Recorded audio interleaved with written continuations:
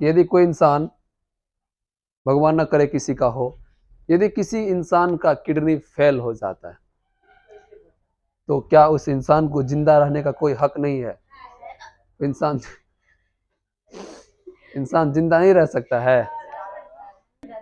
चलिए, बिल्कुल सही कंसेप्ट है कि हाथ से जो ब्लड वेसल्स जा रहा है वहीं से क्या करते हैं हम लोग, एक मशीन को कनेक्ट करते हैं और जो काम हमारा किडनी यहाँ कर रहा था वो काम हम यही कर लेते हैं। ठीक है, जितना भी आर्टरी से ब्लड जा रहा है सब ब्लड को क्या कर रहे हैं, सब ब्लड को पकड़ पकड़ के उसका फिल्टर कर दिए और शुद्ध ब्लड फिर से क्या किए, शरीर में भेज दिए। इस मशीन का नाम है हीमोडायलिसिस मशीन। क्या नाम है? चलिए, आज सब आप सबका हीमोडायलिसिस करते हैं एक मशीन के द्वारा। ये एक ऐसा टेक्निक है, एक ऐसा मशीन है, एक अत्याधुनिक मशीन है। यदि किडनी फेल भी हो गया तो इंसान जिंदा रह सकता है। किस प्रोसेस के द्वारा? हीमोडायलिसिस के द्वारा। ठीक है, कभी कोई हीमोडायलिसिस करवाएं किसी पेशेंट का? देखें ना, हीमोडायलिसिस लगभग सप्ताह में एक बार होता है, सप्ताह में 2 बार भी हो सकता है।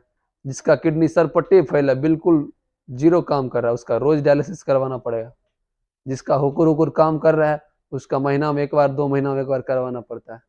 ठीक है, और जिसका किडनी बिल्कुल भी नहीं काम कर रहा है उसको प्रत्येक दिन डायलिसिस करवाना पड़ता है। तो डायलिसिस का कोई ड्यूरेशन फिक्स नहीं है, ये किडनी के फंक्शन पर डिपेंड करता है कि आपका किडनी कितना प्रतिशत काम कर रहा है या कितना प्रतिशत काम नहीं कर रहा है। तो डायलिसिस एक ऐसा मशीन है जिसके द्वारा ब्लड जाता है, ठीक है, और ब्लड के अंदर जो काम किडनी कर रहा था सेम काम ये करता है। ब्लड के अंदर जो भी अवशिष्ट पदार्थ था, वाटर था, यूरिया था, अमोनिया था, क्रिएटिनिन था, सबको क्या किया, एक बॉक्स में फिल्टर कर लिया। क्या किया? जैसे ब्लड गया यहाँ से फिल्टर होकर इस बॉक्स में आ गया और फिर से शुद्ध ब्लड को क्या किया जाता है, बॉडी में भेज दिया जाता है। समझ में आया? फिर से क्या करता है, बॉडी को, ब्लड को बॉडी में भेज दिया जाता है। इसको हम लोग बोलते हैं क्लीन ब्लड, मतलब बिल्कुल साफ हो गया, अब इसमें कोई अवशिष्ट पदार्थ नहीं है। समझ में आया? इस तकनीक को, इस मशीन को क्या कहते हैं, हेमोडायलिसिस मशीन। कुछ इस प्रकार से हेमोडायलिसिस कराते हुए आप लोग देखे होंगे। यह एक प्रकार का मशीन है, इंसान के यहाँ 2 ब्लड वेसल से इंजेक्ट किया जाता है, एक आर्टरी में एक वेन में। आर्टरी से ब्लड क्या होगा, आएगा, अशुद्ध के फिर ब्लड कहाँ जाएगा, वेन में जाएगा। आखिर इसी हाथ में हम लोग क्यों लेते हैं? क्योंकि यहाँ आर्टरी और वेन दोनों ऊपर में है और बॉडी के किसी पार्ट्स में आर्टरी ऊपर में नहीं है। आर्टरी बहुत अंदर होता है, वो हड्डी के नजदीक होता है। यदि इस हाथ में या अदर हाथ में हम लोग लेंगे तो मांस को काट के तब उसको घुसाना पड़ेगा, लेकिन यहाँ आर्टरी आपका आसानी से दिख जाता है। आप लोग को बताए थे यहाँ आर्टरी से आवाज भी आता है, बताए थे ना, उसको हम लोग बोलते हैं पल्स रेट, नब्ज की गति या नाड़ी की गति। आखिर इसी हाथ में क्यों आता है, इस हाथ में क्यों नहीं आता है? क्योंकि यहाँ जो हमारा हट है वो हमारा अधिकतर भाग किधर है, लेफ्ट साइड है, और यहाँ से एक आर्टरी गुजरता है। इस आर्टरी को क्या बोलते हैं?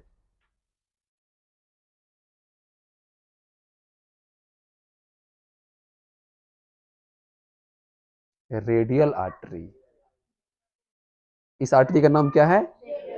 नाम इसका आर्टरी क्यों पड़ा, रेडियल आर्टरी, क्योंकि ये हमारे रेडियस बोन पे है।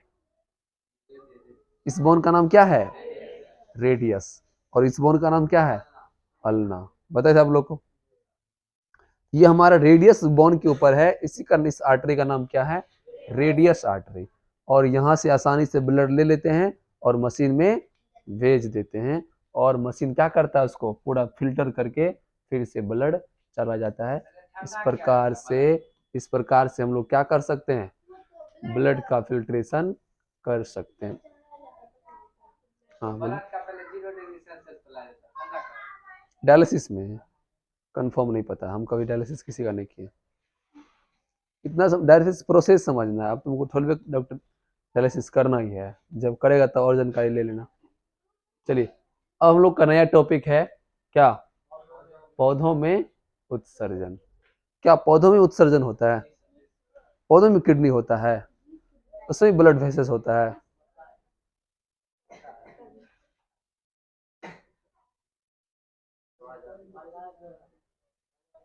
उसमें उसका फिल्ट्रेशन कौन करता है? उसमें किडनी होता है क्या? तब कौन करता है?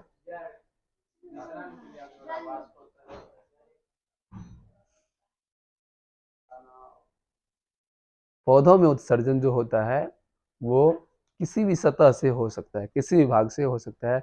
जैसे जड़, जड़ के द्वारा नहीं होता है, पत्ती के द्वारा होता है, या पुराने तना के द्वारा होता है। ठीक है, तो पौधों में उत्सर्जन के लिए कोई विशेष अंग तंत्र नहीं होता है, बल्कि ये कुछ उत्सर्जन की क्रिया प्रकाश संश्लेषण के द्वारा भी कर लेते हैं।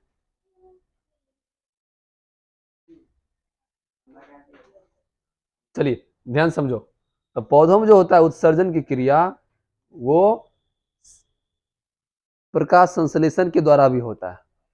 प्रकाश संश्लेषण में पेड़ पौधा क्या ग्रहण करता है? CO2 वायुमंडल से क्या किया? ग्रहण किया, और प्रकाश संश्लेषण किया, तो फिर रिलीज क्या करेगा? O2। तो O2 पेड़ पौधों के लिए उत्सर्जी पदार्थ है, आवश्यक पदार्थ। आवश्यक पदार्थ इसका क्या है? तो CO2 लिया और O2 क्या किया? छोड़ दिया। तो बताओ O2 उत्सर्जन हुआ कि नहीं हुआ? O2 का निष्कासन होना क्या हुआ? उत्सर्जन हुआ। उसके बाद प्रकाश संश्लेषण के द्वारा इसका जो स्टोमाटा है वो खुल जाता है। क्या होता है? और इसका स्टोमाटा से जल निकलता है, किस रूप में? वाष्प के रूप में। तो बताओ उत्सर्जन हुआ कि नहीं हुआ? तो पेड़ पौधों से जल का वाष्प के रूप में निकलना क्या कहलाता है? वाष्पोत्सर्जन। कल आप लोगों को बताए थे। तो यही क्या है? पेड़ पौधा में उत्सर्जन है। क्या है? उत्सर्जन। ठीक है, तो पेड़ पौधा में कितने प्रकार के उत्सर्जन? दो पदार्थ, पहले O2 और दूसरा जल वाष्प। और देखते हैं, इसके अलावा कुछ पौधों के पत्तियों से या तनों से इस प्रकार के गोंद जैसा चिपचिपा पदार्थ निकलता है। ठीक है, इसके गोंद को क्या बोलते हैं? रेनिन, रेजिन, सॉरी, क्या बोलते हैं? रेजिन। जो पत्तों से जो क्या बोलते हैं, गोंद निकलता है, उसको क्या बोलते हैं?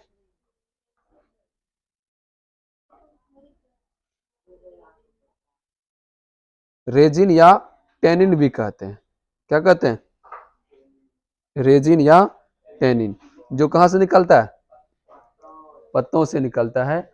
और कुछ दूधिया पदार्थ भी निकलता है। दूध, जैसे हम लोग आम तोड़ते हैं ना, फटाफट दूध निकलने लगता है। कटहल तोड़ते हैं या कोई भी पदार्थ तो फल तोड़ते हैं, तो कुछ उत्सर्जी पदार्थ क्या होता है उसके उस भाग से भी निकलता है, उसको हम लोग लेटेक्स कहते हैं। क्या कहते हैं? और कुछ पौधों के तना से भी कुछ इस प्रकार का गोंद जैसा पदार्थ निकलता है। निकलता है ना, पुराने पौधों के तना से निकलता है। देखो ये कितना अधिक मात्रा में गोंद है ना। तो ये क्या है? पौधों में उत्सर्जन है। ये क्या है? पौधों में उत्सर्जन है। ऐसा समझ में? आज का क्लास सबको समझ में आया? आज का क्लास पूरे उत्सर्जन चैप्टर समझ में आया? चलिए, हम उम्मीद करते हैं आप सबको बहुत अच्छा से समझ में आ गया होगा, क्योंकि बहुत अच्छे से आप लोग को बताया। ठीक है, तो आज का ये चैप्टर खत्म होता है। ठीक है।